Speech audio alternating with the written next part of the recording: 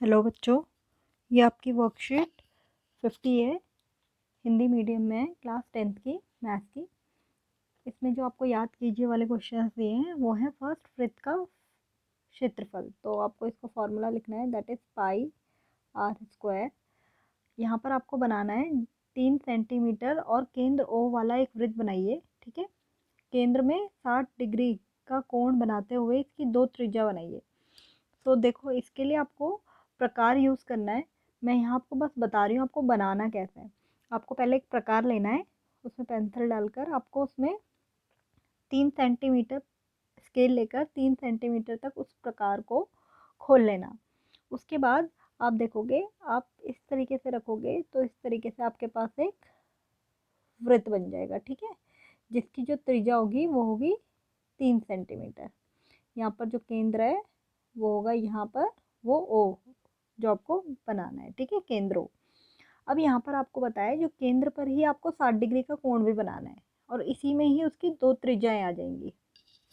तो आप क्या करेंगे, प्रकार को थोड़ा सा खोलेंगे। ठीक है, अगर प्रकार इतना है तो उसे इतना सा खोल लीजिए और उसके बाद खोलने के बाद आप यहाँ केंद्र पर रखकर प्रकार से ऐसे एक चाप बना लीजिए। अब प्रकार को आपको छोटा बड़ा नहीं करना। अब जब आपने जैसे केंद्र में रखा था प्रकार की टिप को, वैसे आप यहाँ पर रखोगे। ठीक है, यहाँ पे रखने के बाद आप देखोगे एक चाप ऐसे बन जाएगा। इसी चाप के ऊपर काटते हुए दूसरा चाप आ रहा होगा।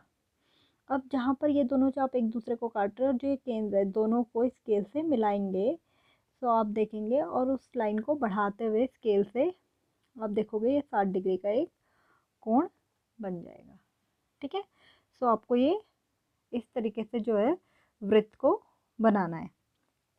अब है क्वेश्चन नंबर 3, पूरे वृत्त का केंद्रीय कोण कितना होता है। तो ये क्वेश्चन नंबर 2 का आंसर था। ठीक है, ये जो क्वेश्चन नंबर 2 है, पूरे वृत्त का केंद्रीय कोण जो होता है, अगर आप कोई भी वृत्त लो उसका पूरा जो कोण होता है वो होता है 360 डिग्री। ओके, अब जो क्वेश्चन आपको दिए हैं वो है त्रिज्या 4 सेंटीमीटर वाले एक वृत्त का त्रिज्याखंड का क्षेत्रफल ज्ञात कीजिए जिसका कोण 30 डिग्री है। साथ ही संगत दीर्घ त्रिज्याखंड का क्षेत्रफल भी ज्ञात कीजिए।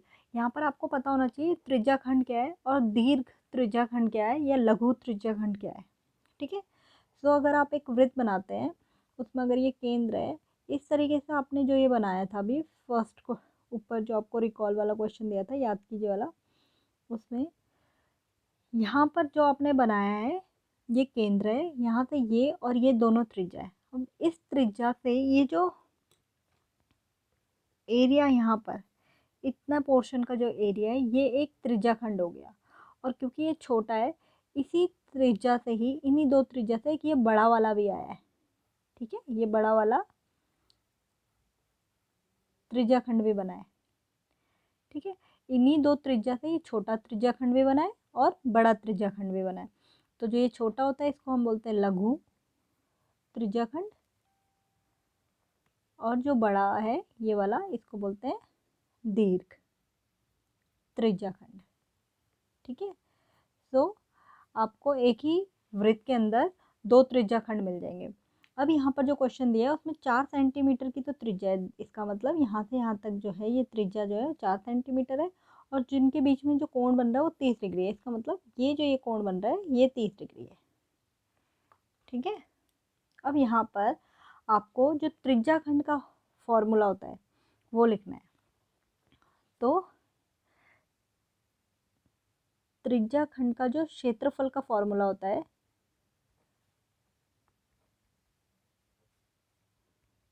वो होता है θ/360 इंटू पाई आर स्क्वायर।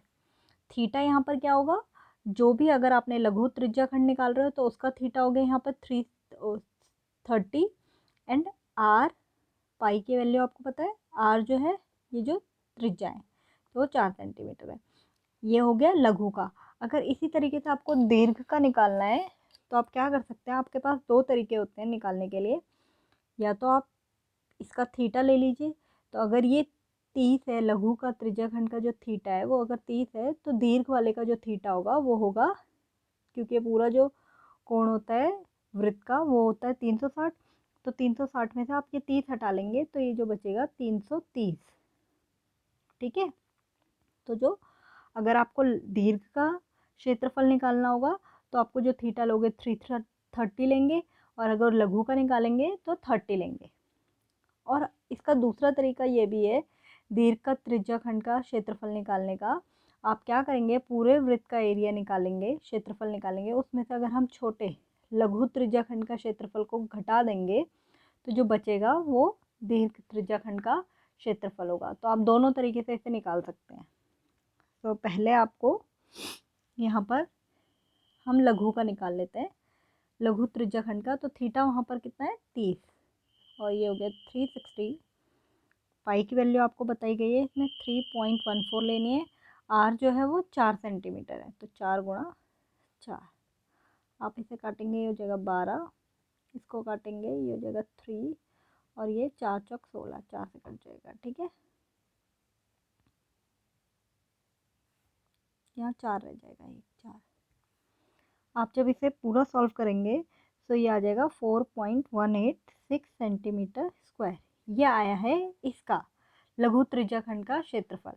अब ऐसे ही आप दीर्घ का भी निकाल सकते हैं, या आप क्या कर सकते हैं, दीर्घ त्रिज्याखंड का क्षेत्रफल निकालने के लिए आप क्या कर सकते हैं, वृत्त का क्षेत्रफल में से लघु त्रिज्याखंड के क्षेत्रफल को घटा सकते हैं।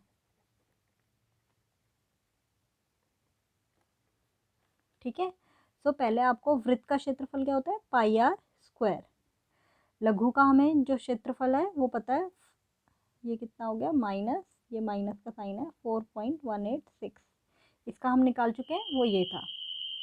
यहाँ से अगर आप वैल्यू रखेंगे 3.14, और जो पाई की वैल्यू है 3.14, आर की है 4, 4 इंटू 4, ये जगह 4.186। जब आप इसे सॉल्व करेंगे तो ये आ रहा होगा 50.24 माइनस 4.186। आप जब इसे घटा करेंगे 46.054 सेंटीमीटर स्क्वायर। तो यहाँ पर आपके पास दीर्घ त्रिज्याखंड का क्षेत्रफल आ गया। और आप चाहें तो सीधा फॉर्मूले में रखकर भी ये क्षेत्रफल दीर्घ त्रिज्याखंड का क्षेत्रफल भी निकाल सकते हैं। अब जो आपको सेकंड क्वेश्चन दिया है वो है एक वृत्त के चतुर्थांश का क्षेत्रफल ज्ञात कीजिए जिसकी त्रिज्या 2 सेंटीमीटर है। ठीक है, एक वृत्त के चतुर्थांश का, तो चतुर्थांश यहाँ पर होगा क्या, देखो अगर हम वृत्त को 4 बराबर भागों में बांट दें तो वो जो ये 4 बराबर भाग हैं इन्हीं को ही चतुर्थांश बोलेंगे। अगर ये यहाँ पर केंद्र है और हमें पता है पूरा जो कोण होता है वृत्त का वो होता है 360, और अगर हम बोल रहे हैं 4 बराबर भागों में बटा हुआ है तो इसका मतलब जो इसका एक थीटा होगा वो होगा 90 डिग्री का। ठीक है, तो आप यहाँ से अगर आपको चतुर्थांश का फॉर्मूला क्षेत्रफल निकालना है, चतुर्थांश का क्षेत्रफल, तो वो आपको एक त्रिज्याखंड के ही रूप में लेकर आप निकाल सकते हैं, क्योंकि ये हो जाएगा, ये जो हो जाएंगी ये त्रिज्या हो जाएंगी जो आपको 2 सेंटीमीटर दी हुई है। ठीक है,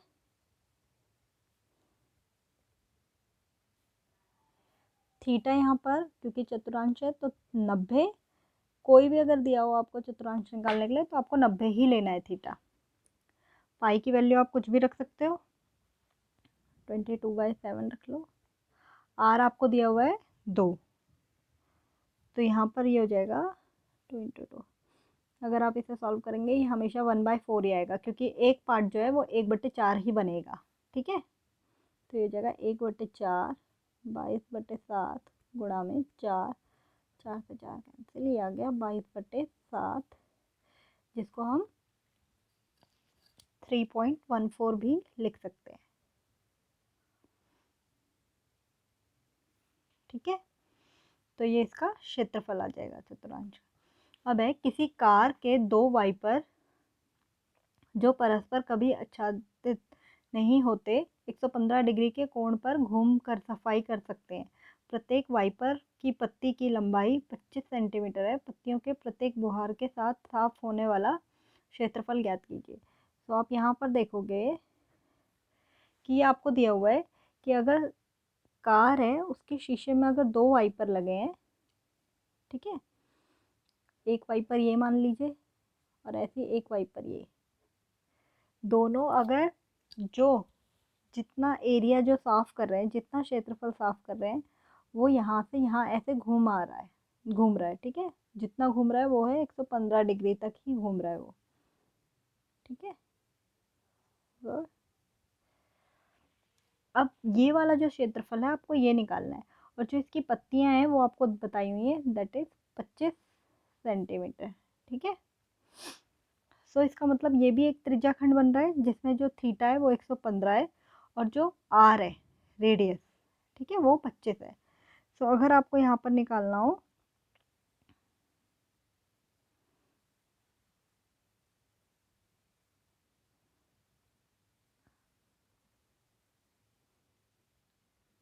पत्तियों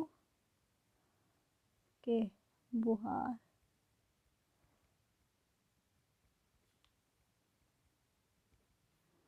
के साथ साफ होने वाला एरिया वाला क्षेत्रफल, तो किसके बराबर हो जाएगा, 2 गुणा एक वाइपर द्वारा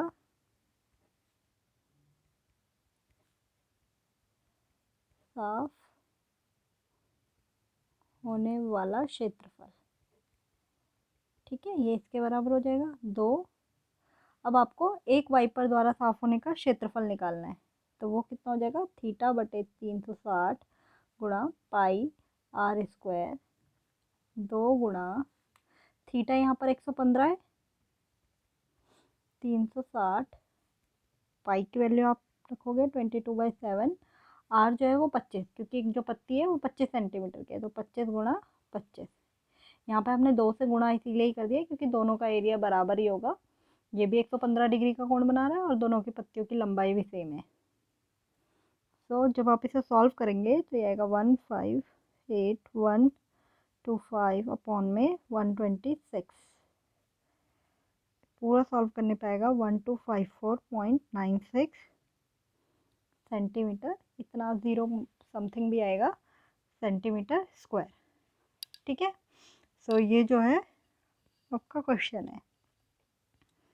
अगर आपको इनसे रिलेटेड इन क्वेश्चन से रिलेटेड कोई भी क्वेरी हो तो आप कमेंट बॉक्स में कमेंट कर सकते हैं।